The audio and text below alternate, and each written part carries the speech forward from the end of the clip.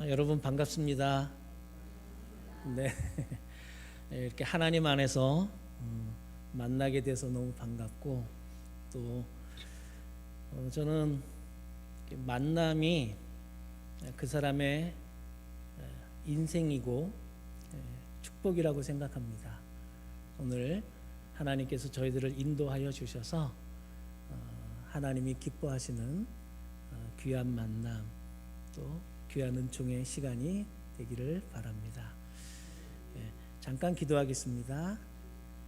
성령님, 지금 이 시간에 하나님의 말씀을 전하고자 합니다. 하나님께서 이 시간에 저희들 마음에 임재하여 주셔서 저희들은 하나님의 음성을 들을 만한 겸손한 그릇, 순수한 그릇이 되게 하여 주시옵소서. 예수님의 이름으로 기도합니다. 아멘.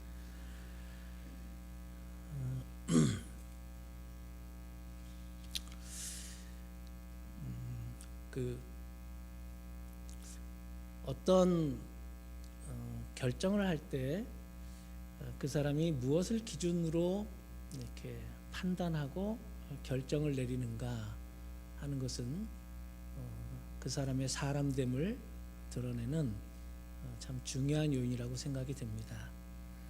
예를 들어서 돈의 흐름을 따라 결정하는 사람들이 있습니다. 특별히 경제인들이 그렇습니다. 장사가 잘 되는 도시로 이사를 다니는 그런 사업가들이 있습니다. 그런가 하면 연봉을 조금 많이 주는 회사로 이적하는 회사원들도 있습니다.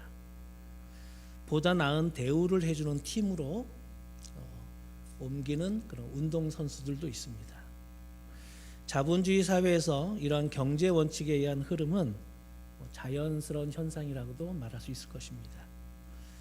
그런가 하면 권력을 따라 움직이는 사람들도 있습니다. 이런 사람을 우리가 정치인이라고 합니다. 이런 분들은 줄을 잘 서야 된다, 이런 생각이 늘 있습니다. 그런가 하면 삶의 우선순위를 자녀 교육에 두고 좋은 학군을 따라 옮겨 다니는 부모들도 많습니다. 한국의 경우 학군이 좋은 강남은 자연 환경이 좋은 강북에 비해서 집값이 훨씬 비쌉니다. 여러분 아시다시피 이 워싱턴주 안에서도 학군이 좋다 하면 거기는 어김없이 우리 한국인들이 많이 모여 삽니다. 내가 무엇에 의해서 내 사람됨을 결정할 것인가, 가치를 결정할 것인가, 이것은 참 중요한 문제입니다. 2007년 7월 29일에 향년 91세로 소천하신 임택진 목사님이 계세요. 이 임택진 목사님이 청량리 중앙교회에서 한 200명 정도 출석하는 교회에서 심무하시고 계실 때 한 800명 정도 되는 교회로부터 청빙을 받으셨다고 그래요. 눈치를 채신 장로님들이 목사님 가시지 마세요. 그리고 당장 다음 달부터 저희가 생활비 올려드릴게요. 그러셨대요. 그때 이 임택진 목사님이 이런 대답을 하셨다고 그래요. 소시장에 묶어놓은 소는 부르는 사람에 따라서 가격이 올라도 가고 내려도 가지만 나는 소시장의 소는 아닙니다. 나는 소시장의 소는 아닙니다. 임택진 목사님이 800명 모이는 교회에서 청빙해도 딱 거절하셨어요. 그러면 무엇을 따라 판단하고 결정하는가? 하나님의 부르심인가? 하나님의 인도하심인가? 이게 가장 중요한 판단의 기준이라는 거예요. 우리 성도는 하나님께로부터 부름받은 사람들이에요. 근데 우리는 사실 부름 받을 만한 자격은 다 없어요. 우리가 남들보다 예뻐서, 아니면 똑똑해서, 아니면 마음씨가 착해서, 성격이 좋아서 하나님이 우리를 부르신 건 아니에요. 우리는 구원받을 만한 아무 자격이 없어요. 하나님 앞에 고개를 들 수 없는 저 부끄럽고 연약한 죄인일 뿐이에요. 그런데 하나님은 세상에 잘났다는 것들은 다 놔두시고 조금 부족하고 못나고 또 죄가 있고 연약하고 그런 사람들을 부르셔서 하나님 나라의 영원히 살아가는 천국 시민권자들로 만들어 가세요. 난 앞으로 어디 가서 어떻게 살 것인가? 은퇴하면 나는 뭐 할 건가? 교회 안의 문제는 어떻게 해결하면 좋을까? 갑자기 감당하기 어려운 고난을 만난다면 나는 어떻게 해야 할까? 우리가 여러 가지 이런 상황에 부딪히게 되면 하나님께서 내게 원하시는 것이 무엇일까? 이것을 생각하면서 하나님께서 원하시는 판단 기준, 그것은 내 감정이나 내 경험에 의거해서 판단하기보다는 성령님의 인도를 받으라는 것입니다. 사도 바울은 생각이 깊고 사상 훈련을 잘 받았던 분이에요. 하지만 어느 순간 이후부터는 자신의 사상이나 철학, 깨달음 그거로 사역하지 않았어요. 선교 경험이 풍부했지만 경험에 의존하지도 않았어요. 그리고 오늘 본문에서 보는 것처럼 그는 어떤 사람이 되었나? 비두니아로 가고자 애썼지만 성령님께서 허락하지 않으시니까 계획을 전면 수정해요. 그리고 내 감정 내려놓고 내 경험 과감히 포기하고 성령님께서 하라 하면 예, 그러겠습니다. 이렇게 성령님의 인도를 받아요. 사도행전에는 성령이라는 단어가 약 70회 나옵니다. 사도행전을 언뜻 보면 전반부에는 베드로를 중심으로, 후반부는 사도 바울을 중심으로 진행되는 것처럼 보이지만 사실은 사도행전 1장부터 28장까지가 주인공은 성령 하나님이세요. 예수님의 부활 사건 이후 지난 2000년 동안 교회의 역사는 인간의 역사가 아니라 성령님의 역사였던 것입니다. 그리고 성령님의 역사는 오늘도 계속되고 있어요. 이러한 성령님께 민감하게 순종하는 사람이 있는가 하면 알면서도 거역하는 사람이 있고요. 아예 무관심한 사람이 있을 따름입니다. 여러분, 내가 십자가에 달려 죽어 마땅한 죄인이구나. 이 사실을 깨닫게 해주신 분이 누구라고 생각하세요? 여러분, 이거는 명문대학 가도 깨달을 수 없습니다. 내가 똑똑해서 자아의식이 강해서 그렇습니까? 아닙니다. 여러분, 이 교회 예배당 정면에 십자가가 있는데 여러분은 십자가의 의미가 무엇이라고 생각하십니까? 십자가를 바라보면 무슨 생각이 드시나요? 저 십자가의 의미를 주관적으로 깨닫도록 해주시는 분은 성령 하나님 뿐이세요. 저 십자가를 바라보면 먼저 우리가 깨달아야 될 것은 내가 저 십자가에 매달려 죽었어야 마땅한 죄인이었구나. 내가 십자가에 매달려 죽었어야 할 큰 죄인이었구나. 이거를 성령님께서 깨닫게 해주세요.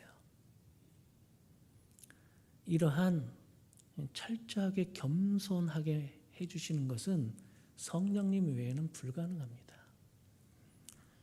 우리는 세상에서 남들보다 많이 배우고 남들보다 우월하고 남들보다 유능하다는 말을 듣고 싶어서 열심히 노력합니다. 그러나 십자가 앞에 나오면 십자가에 매달렸던 예수님을 바라보면 내가 세상에서 제일 악질 죄인이었구나. 이거를 성령님께서 깨닫게 해주세요. 이것이 신앙의 출발입니다. 그리고 가장 근본입니다. 이 문제가 해결되지 않으면 교회가 계속 싸우는 것입니다. 또 십자가를 바라볼 때 나 같은 죄인을 하나님이 불쌍히 여겨주시고 이해를 해주시고 나를 사랑해 주시다니, 이 하나님의 자비심과 긍휼히 여기시는 마음을 우리의 머리로는 도저히 납득할 수가 없어요. 이거는 불가능합니다. 그런데 이것을 믿어지게 해주시는 분은 성령 하나님 뿐이세요. 내가 학교에서는 A학점도 못 받고 C학점 받고 중퇴도 하고 대학도 못 들어가고 군대에서도 퇴짜 맞고 여자에게 거절당하고 상처투성이라 할지라도 하나님이 나 같은 죄인도 보잘것없는 사람도 사랑해 주시는구나. 하나님이 나를 사랑해 주신다. 이게 믿어지는 사람이 행복한 거예요. 교회에서는 직분 받았다고 행복한 거 아니고요. 또 요즘 인컴이 올랐다고 해서 행복한 거 아닙니다. 교회에서는 하나님이 나 같은 죄인도 사랑해 주시는구나. 이것 하나만, 네? 입 가까이에. 네. 좀 잘 들리세요? 예. 죄송합니다. 제가 이렇게 좋은 마이크를 써본 적이 없어가지고 제가 좀 촌사람이라. 네. 어떻게 잘 클리어하게 들리세요? 네. 하나님께서 나를 좋아해 주시고 사랑해 주신다니, 이게 믿어지는 사람은 너무너무 감사하고 은혜가 있고 사는 게 행복하고, 아침에 눈을 떠도 감사하고요. 요즘 되는 일이 없어도 콧노래를 부를 수 있는 것입니다. 하나님이 나를 좋아해 주시고 또 무조건 사랑해 주신다니. 성령님은 지금도 이렇게 한 죄인이 회개하고 하나님 품으로 돌아오게 하는 역사를 행하시고 계세요. 우리가 성령님을 의지하고 그분의 인도하심을 받아야 하는 이유가 여기에 있습니다. 성령님의 역사가 아니고서는 단 한 사람도 사실은 전도할 수 없고 회심의 역사를 일으킬 수가 없습니다. 그래서 예수님은 제자들에게 다른 것은 하지 말고 오로지 내가 너에게 약속한 그것을 위하여 기도하라. 성령님을 체험할 때까지 기도에 전념하라. 그렇게 말씀하셨어요. 성령님의 도우심 아니고서는 아무런 열매도 맺을 수 없다는 사실을 예수님은 너무도 잘 아셨기 때문이에요. 우리는 어떤 일을 하든지 어떤 선택을 하든지 성령님의 지시대로 하겠다는 이러한 정신이 필요합니다. 바울이 그토록 위대하게 쓰임받을 수 있었던 비결이 바로 여기에 있습니다. 성령님께서 가라고 하면 갔고 서라고 하면 섰고 그 자리에 멈추었습니다. 성령님께 순종하려는 정신, 영적인 민감성. 근데 제가 아는 캘리포니아의 어느 집사님 사례예요. 이 집사님은 무엇에 근거해서 판단하냐면 자신의 느낌이에요. 제 남편이 교회에서 어떤 여자 집사를 쳐다보았을 때 제 느낌이 불안했어요. 여자들이 느끼는 직감이 있잖아요. 제 남편은 분명 그 여집사를 나 몰래 만나고 있을 거예요. 여자들의 느낌은 정확한 거잖아요. 정확합니까?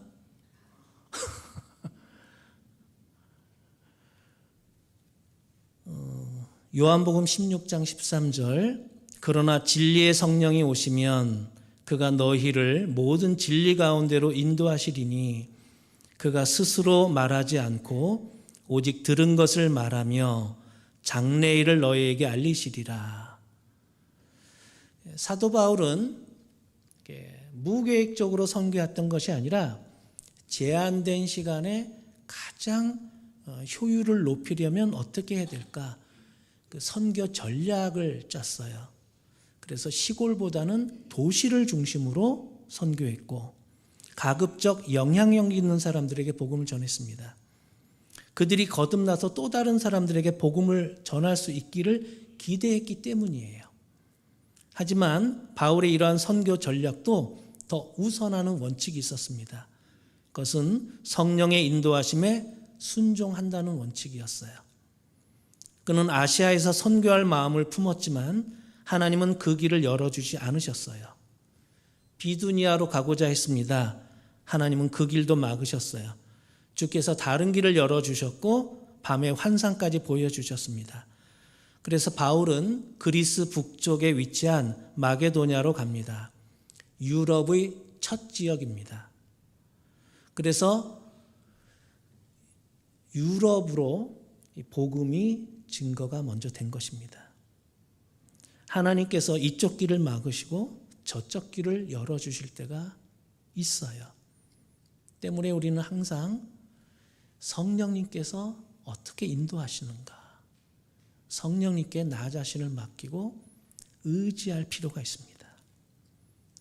두 번째, 바울은 어떤 정신으로 살았나? 그는 기도할 곳을 먼저 찾았어요. 하나님은 겸손하게 기도하는 사람에게 성령의 능력을 부어주십니다. 하나님은 왜 이 사도 바울을 그토록 위대한 사역자로 만드셨을까요? 그 이유는 그가 어디를 가든지 가장 먼저 기도할 장소부터 찾는 사람이었기 때문이에요.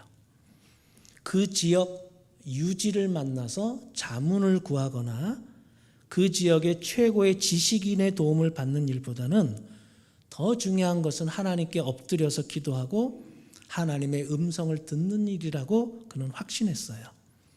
이 사도행전 16장에는 두 가지의 놀라운 기적이 소개가 됩니다. 첫 번째는 장차 빌립보 교회의 기초가 되는 사건, 루디아라고 하는 여인과 그 집안 사람들이 모두 구원받는 사건이고요.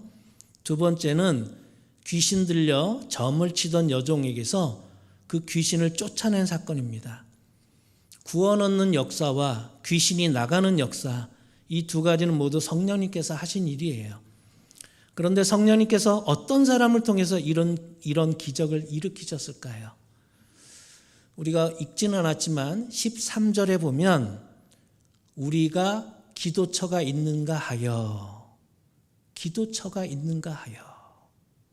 16절에 보면 우리가 기도하는 곳에 가다가, 이런 말이 나와요. 기도처에서 하나님 앞에 먼저 무릎 꿇고 하나님 어떻게 할까요?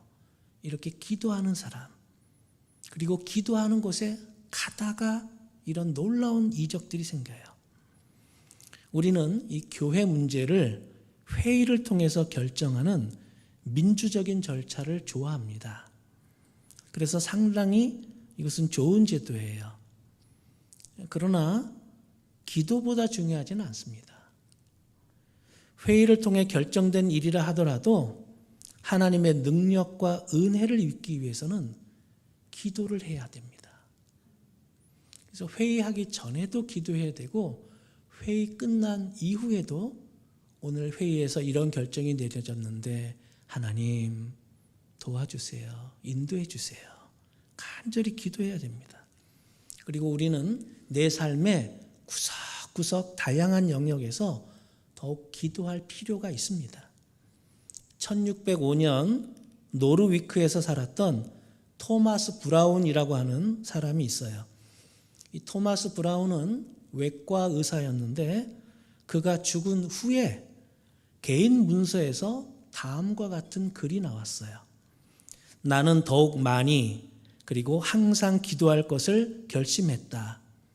정숙함이 생겨나는 곳이면 집안에서나 고속도로에서나 거리에서나 어느 장소에든지 기도할 것을 결심했다. 이 도시 안에서 내가 하나님을 잃어버렸다고 증거할 어느 거리나 통로를 알지 않기로 결심했다. 나는 길을 가다가 보이는 교회를 위하여 잠시 동안 기도할 기회를 갖기로 했다. 하나님께서 영적으로 예배 받으시는 곳이며 영혼들이 구원받는 곳이기 때문이다. 매일매일 나의 환자들과 또 다른 의사들의 환자들을 위해서도 기도하기로 다짐했다. 어떤 집에 들어갈 때는 하나님의 평안이 여기에 머무소서라고 기도하기로 했다. 설교를 듣고 난 후에는 선포된 하나님의 진리가 나에게 복이 되도록 그리고 설교자를 위해서 기도하기로 했다. 아름다운 사람들을 보았을 때에는 하나님을 찬양하고 그들이 내적 은혜가 풍성하여져서 내적인 아름다움과 외적인 아름다움이 일치되도록 그들의 영혼의 아름다움을 위하여 기도하기로 했다. 불구된 자를 보았을 때에는 하나님께서 영혼의 완전함을 그들에게 주시고 점차로 아름다움이 부활되는 역사를 그들 속에 이루시도록 하나님께 기도하기로 했다.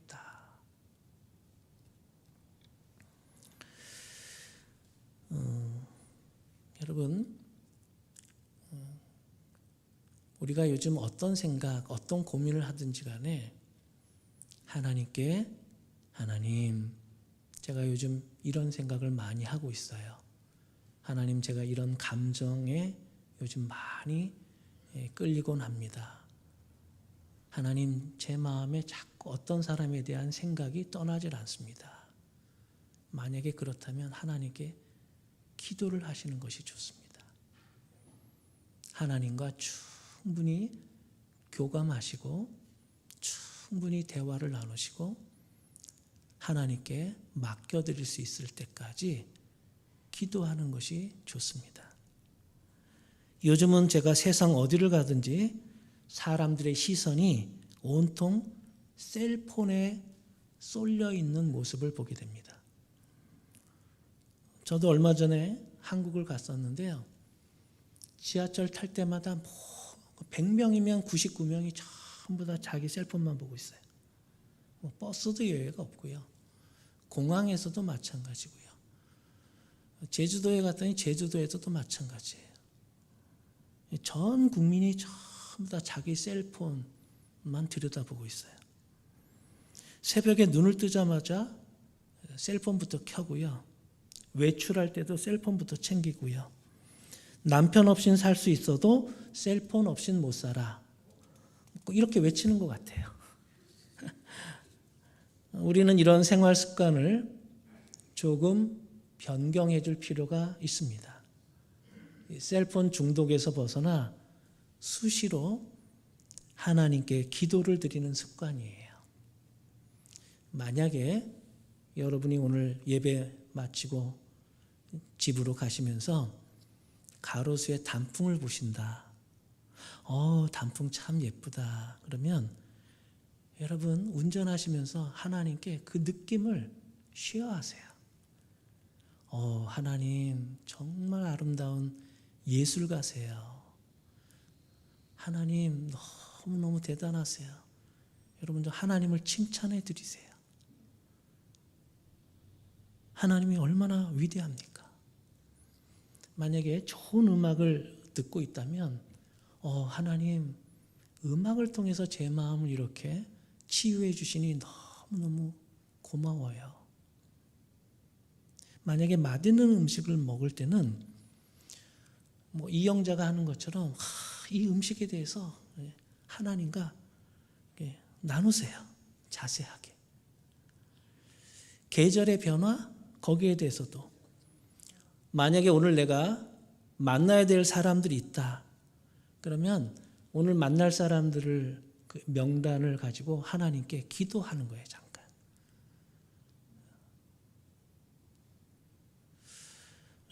기도가 이렇게 생활이 되고 일상이 되고 기쁨이 된다는 것, 나의 영적인 호흡이 된다는 것, 이거 굉장히 참 중요한 것입니다. 하나님께서 그 사람을 주목하여 보시지 않겠어요? 하늘의 능력을 부어주시지 않으시겠습니까? 이런 말이 있어요. 예수 믿고 나서 기도할 줄 알게 된 사람보다 더 무서운 사람은 이 세상에 없다. 왜냐하면 그에게는 능치 못할 일이 없기 때문이다. 이런 말도 있어요. 이 세상을 변화시킬 수 있는 비밀이 무엇인지 아십니까? 이 세상을 변화시킬 수 있는 비밀, 그것은 기도입니다. 성장하지 않는 교회는 무엇이 없을까요? 기도하는 사람이 없기 때문입니다. 기도를 드리지 않는다는 것은 곧 하나님을 믿지 않는다는 증거입니다. 날개 떨어진 새가 할 일은 기도뿐이에요. 기도는 영혼의 날개입니다. 하나님은 우리가 기도하게 하기 위해서 가끔 우리 육신의 날개를 떨어뜨리기도 하세요. 성공적인 삶을 살았던 우리 믿음의 선배들은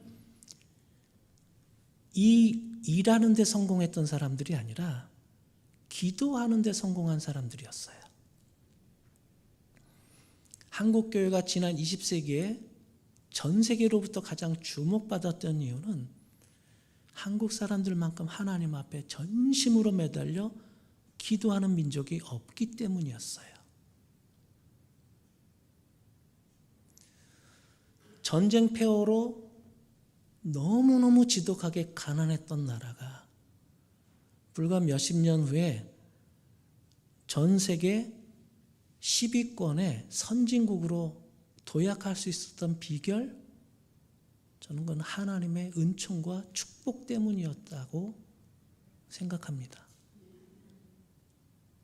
하나님은 기도하는 사람을 좋아하시고 기도하는 사람에게 복을 주시고 기도하는 사람은 무엇을 하든지 누구를 만나든지 잘 되도록 하나님께서 인도해 주세요. 예수님은 어떻게 자신을 십자가에 못 박아 죽이려는 사람들조차도 미워하지 않으시고 불쌍하게 여기실 수 있었을까요? 그 비결은 아마도 예수님께서 하나님께 충분히 기도하셨고 기도 생활에 승리하셨기 때문이라고 생각합니다. 기도 생활에 승리하면 자기 자신과의 싸움에서 이길 수 있기 때문입니다.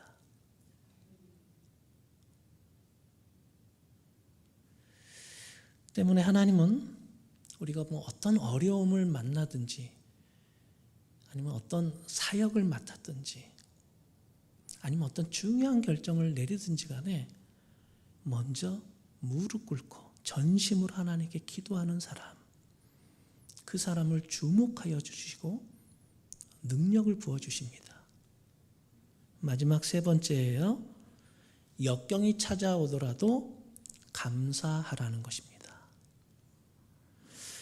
바울은 성령님의 인도를 받아서 지시한 도시로 떠났습니다. 그리고 어디를 가든지 먼저 기도할 장소부터 찾았고요. 그리고 하나님께 기도하면서 사역했어요. 그런데 귀신 들렸던 여종을 고쳐주었다는 것이 죄가 되어서 바울과 실라는 옥에 갇히게 됩니다.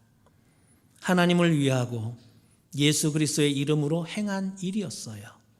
하지만 결과는 억울하게도 감옥에 갇히는 신세가 되었습니다. 이 정도 되면 바울과 실라가 하나님께 불평할 만하지요. 그런데 성경을 아무리 읽어봐도 섭섭하다거나 짜증난다거나 속상하다는 말이 없어요. 우리가 아는 대로 도리어 깊은 밤에 깨어 일어나서 하나님을 찬양했어요. 누군가 자기를 고소해서 또 억울하게 변론도 못하고 매를 두들겨 맞고 정신을 잃어버렸다가 감옥 안에서 깊은 밤에 깨어났는데, 깨어나서 처음에 한 것이 이 바울과 실라가 하나님을 찬양한 거예요. 제가 오늘 주님의 영광교회 와서 너무너무 은혜 받은 게 두 가지예요. 첫째는 경배와 찬양팀이 아주 영감 있는 찬양을 하더라고요. 내가 찬양을 통해서 제가 너무너무 기쁨이 가득해졌어요.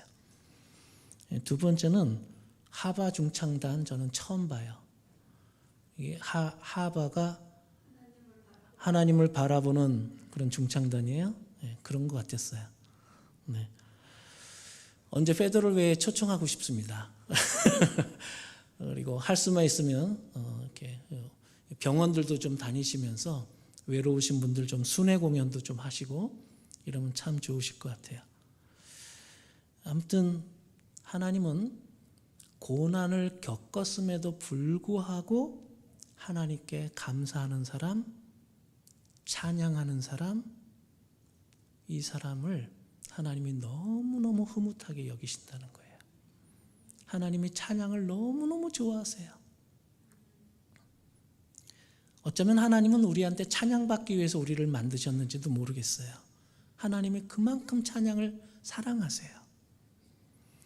근데 제가 궁금한 점은 도대체 이 바울과 실라는 어떤 종자의 인간이길래 이렇게 억울한 상황에서도 감사하고 찬양을 드릴 수 있었을까 하는 거예요. 골로새서 1장 24절, 이제 나는 여러분을 위하여 고난을 받는 것을 기쁘게 여기고 있으며 그리스도의 남은 고난을 그분의 몸, 곧 교회를 위하여 내 육신으로 채워가고 있습니다. 여러분을 위하여 고난을 받는 것 나는 기쁘게 여깁니다. 와, 이 정도 신앙이 되면 세상 사람들이 야, 도대체 네가 믿는 하나님은 어떤 분인가? 나도 궁금하다. 호기심이 생긴다. 네가 믿는 하나님 나도 믿고 싶다. 이런 매력이 넘치지 않겠어요? 대부분의 사람들이 조금만 역경을 만나도 신경질 부리고 성질 다 나오고 인격 바닥나고 그러는데, 고난을 만났어도 도리어 마음의 평강을 잃지 않고 얼굴에 미소가 떠나지 않고 도리어 하나님께 감사하고 찬양하고, 이런 사람은 이런 말할 수 없는 매력이 넘치는 것입니다. 그러면 도대체 바울은 어떻길래, 무엇 때문에 이런 사람이 되었을까요? 바울은 예수님의 사랑을 깨달았기 때문이에요. 예수님의 사랑을 온몸으로 체험했기 때문이에요. 여러분, 주님의 영광교회 다니면서 반드시 먼저 해야 될 것은 예수님의 사랑을 화끈하게 체험하는 거예요. 뜨겁게 체험하는 거예요. 여러분, 시시한 사랑을 하면 인생이 시시해지고요, 뜨거운 사랑을 경험하면 인생이 뜨겁게 달아오르는 거예요. 주님을 위해서 고난을 당하면 당할수록 예수님의 그 사랑에, 예수님의 그 놀라운 은혜에 내가 조금이라도 보답하는 것 같이 여겨져서 바울은 도리어 감사했어요. 주님께서 바울에게 야, 너 힘들지? 바울이 아니에요 주님, 이거 별거 아니에요. 주님께서 저를 위해서 십자가 지신 거 생각하면 이런 일쯤이야 아무것도 아니죠 뭐. 꼭 그러는 것 같아요. 여러분, 지금 세상 사람들은 전부 다 먹고 사는 게 너무 힘들다고 그래요. 내년엔 더 힘들어질 거래요. 그러면 우리는 어떻게 살아야 하는가? 고난 중에도 찬양하고 감사하고 배려해주고 베풀고 오히려 따뜻한 위로의 말을 해주고 마음이 늘 온유하고 그리스도의 향기를 바라고 끝까지 사랑하고 이러면 우리를 통해서 하나님의 사랑이 계속 흘러가게 될 것입니다. 아르메니아에서 큰 지진이 일어났을 때 실제 일어났던 실화를 하나 소개해 드릴게요. 지진으로 건물이 무너져 내려서 26살의 스잔나 페트로시안 그리고 그녀의 4살 된 딸 가야니 건물 벽 속에 갇혀 있게 되었어요. 그리고 이 모녀를 기다리는 것은 오직 죽음의 공포뿐이었어요. 아이는 갈증과 굶주림에 지쳐 울부짖었어요.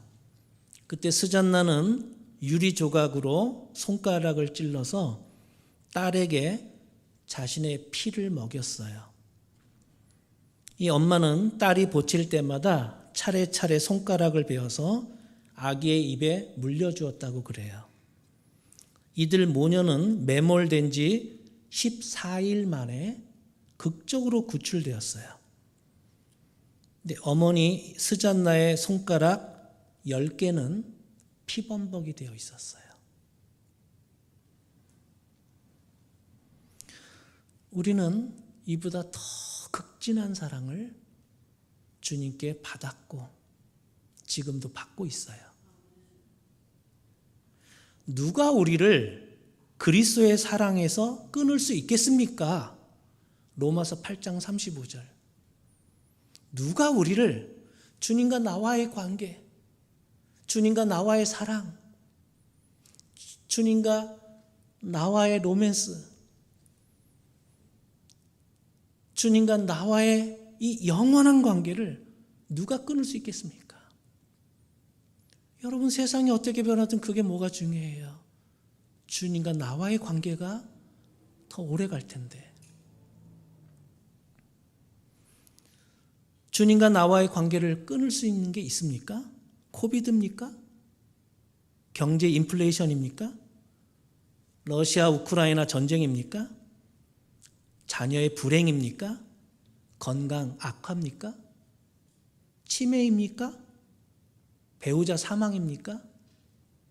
그 무엇도 하나님의 사랑에서 우리를 끊을 수는 없습니다. 우리가 고난을 참고 이겨낼 수 있는 힘은 누가 공급해 줍니까? 하나님입니다. 우리를 모든 일에서 주님의 사랑을 힘입어서 이기고도 남습니다. 세월이 가면 갈수록 계절이 바뀌면 바뀔수록 하나님과 나와의 관계, 주님과 나와의 사랑은 더욱 깊어지고 더욱 아름다워질 것입니다. 기도하겠습니다.